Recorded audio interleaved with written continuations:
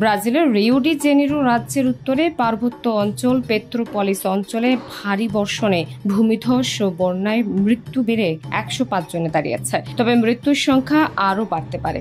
এখনো উদ্ধার কাজ অব্যাহত রয়েছে। শুক্রবার রিও ডি জেনিরো রাজ্যের মেয়র রুবেন্স বোমটেম্পো জানান, কতজন নিখোঁজ রয়েছে এখনো বিষয়টি আমাদের কাছে স্পষ্ট নয়, তবে উদ্ধার অভিযান অব্যাহত রয়েছে।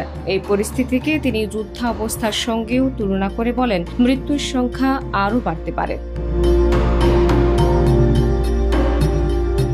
রাজধানীর উত্তরের পাহাড়ি পর্যটন শহর পেট্রোপলিসে প্রবল বৃষ্টির পর বন্যা ও ভূমিধস হয়। এতে এসব মৃত্যুর ঘটনা ঘটে।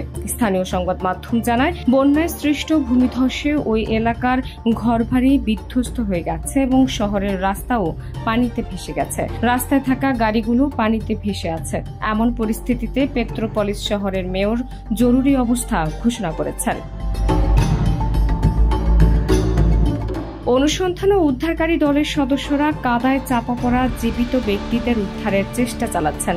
ভারী বৃষ্টি ও কাদা ধসের কারণে শহরের বসবাসরত প্রাণী মাটিতে চাপা পড়ে গেছে। তাদেরও উদ্ধার করার চেষ্টা চালানো হচ্ছে। রিও ডি জেনিরো রাজ্যের গভর্নর ক্লাডিও ক্যাস্ট্রো পেট্রোপলিসের সাংবাদিকদের বলেছেন, পরিস্থিতিটি প্রায় যুদ্ধের মতো হয়ে গেছে। গাড়িগুলো পিলার থেকে ঝুলে আছে, কোথাও গাড়ি উল্টে আছে। শহর জুড়ে এখনো প্রচুর কাদা ও পানি রয়ে গেছে। এখনো পর্যন্ত 35 জন নিখোঁজ রয়েছে।